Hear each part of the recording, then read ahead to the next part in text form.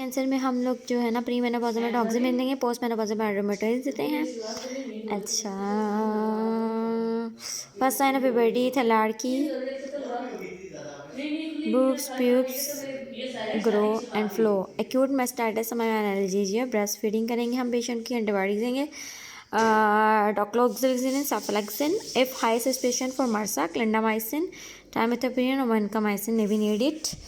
Painful bladder syndrome, interstitial nephritis greater than 6 week, normal urinalysis आता है इसमें painful bladder syndrome के अंदर। जो लाइन लिखी है उसके बाद हमारा ट्रीटमेंट क्या है, एमिट्रिप्टालीन से करेंगे और एनाल्जेसिया देंगे फॉर एक्सरबेशन। कोई क्यूरेटिव ट्रीटमेंट नहीं है। SARM जो है इंक्रीज़ करता है risk of venous thrombosis by increasing protein C resistant due to estrogen agonist activity in addition. ये इंक्रीज़ करता है किसका 2, 7, 8, 10 को, और डिक्रीज़ करता है T3 3 को, और प्रोटीन C और S। पोस्ट रेजिडल वॉल्यूम जब बता दी थी कि मेल्स में हमारे पास 50 होती है, फीमेल्स में 151। एंडोमेट्रियल कार्सिनोमा के साइंस होंडा से याद करेंगे, hypertension, obesity, nulliparity, diabetes mellitus, age, ampicillin, penicillin जो है patient with negative initial serology. जब भी अगर प्राइमरी सिफिलिस में नेगेटिव टेस्ट भी है तब भी हम इसको क्योंकि इसका हाई फॉल्स नेगेटिव टेस्ट होता है तब भी हम एम्पेसिलिन से ट्रीट करेंगे पेशेंट को, पेनिसिलिन से। इन्फ्लेमेटरी ब्रेस्ट कैंसर में हमारे पास फीवर नहीं होता और रिस्पांस टू एंटीबायोटिक नहीं होता, इस तरह मास्टाइटिस से डिस्टिंग्विश करते हैं। उसके अलावा हमारे पास एक्सिलरी लिम्फेडिनोपैथी और प्यूडियोपेरेंस मिलती है।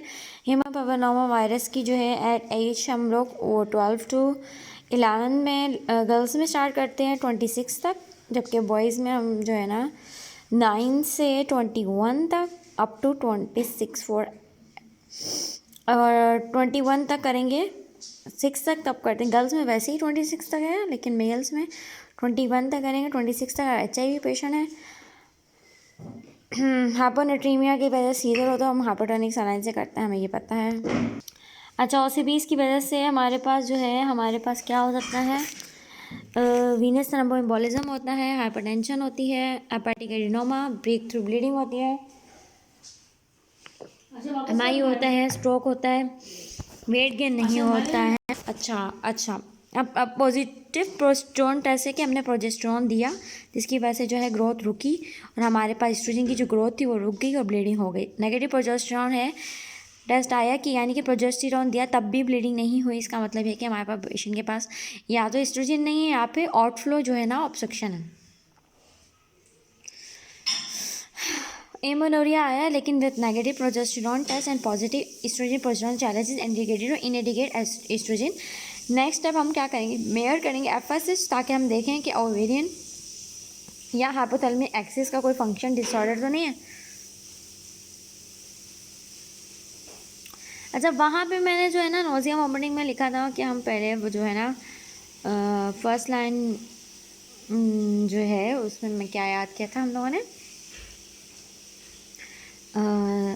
जिंजर और पेडॉक्सिन और ये लिखा है यहाँ पे मैंने सेकंड लाइन में मैंने एडॉक्सिलामाइन लिखा है। अच्छा, उसके बाद हमारे पास है कि अगर ओवेरियन फेलियर होगा तो FSH बढ़ा होगा, प्रोलैक्टिन TSH नॉर्मल होगा, फंक्शन हाइपोथैलेमिक एमेनोरिया होगा तो हमें पता है कि FSH LH दोनों कम होंगे, बाकी सब चीज़ें नॉर्मल होगी। एशरमैन सिंड्रोम में सब कुछ नॉर्मल होगा। प्रोलैक्टिनोमिया में हमारे पास प्रोलैक्टिन बढ़ा होगा जिसकी वजह से हमारे पास जो FSH LH क्योंकि गोनाडोट्रोपिन रिलीजिंग हार्मोन को कम कर देता है वो हमारे पास डिक्रीज हो जाएगा, जबकि TSH नॉर्मल रहेगा। जबकि हाइपोथायराइडिज्म में क्योंकि थायरोक्सिन रिलीजिंग हार्मोन बढ़ जाता है जिसकी वजह से TSH बढ़ जाता है, जिसकी वजह से प्रोलैक्टिन क्योंकि वो उसके लेवल्स को बढ़ा देता है। क्लम्पी पाल्सी हम पहले ही पढ़ चुके हैं।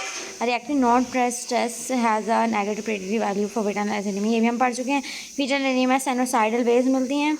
लेट ट्रम अगर हमारे पास लेट ट्रम में आ रही पेशेंट तो हम जो है ना स्क्रीन करना शुरू कर देते हैं पेशेंट को बायोफिजिकल प्रोफाइल के साथ फीटल हाइपोक्सिया के लिए। एरोमेटेज की जब डेफिशिएंसी होती है तो हमारे पास जो है क्योंकि एरोमेटेज जो एस्ट्रोजन नहीं बना रहा था, गोनाडोट्रोपिन लेवल हाई रहते हैं जिसकी वजह से पॉलीसिस्टिक ओवरीज मिलती हैं। टॉक्सिक शॉक सिंड्रोम मैंने लिखा, उसमें हम सपोर्टिव मैनेजमेंट करते हैं। उसके अलावा जो है एडिनल मक्सल मास जब हमें मिलता है तो हम ट्रांसवेजिनल अल्ट्रासाउंड करते हैं, ठीक है, जिसमें हमें अगर मैलिग्नेंट ओवेरियन मास मिले, इरेगुलर थिकन होगा या सेप्टेड या इंटेस्टाइनल बॉर्डर होंगे, लेकिन हम इसके लिए हम FNA नहीं करेंगे, ठीक है, हम क्योंकि उसमें spreading of tumours and peritoneum है। कॉन्ट्राइंडिकेशन टू हार्मोनल थेरेपी अगर किसी पेशेंट को होती है तो हम SSRI देते हैं for vasomotor syndrome. Atypical glandular cell है तो 3 टेस्ट करते हैं। अगर एज 35 से कम हो तो कोल्पोस्कोपी, एंडोसर्वाइकल क्यूरेटाज, एंडोमेट्रियल बायोप्सी, ये तीनों टेस्ट करते हैं। कोई भी कैंसर है सर्विक्स का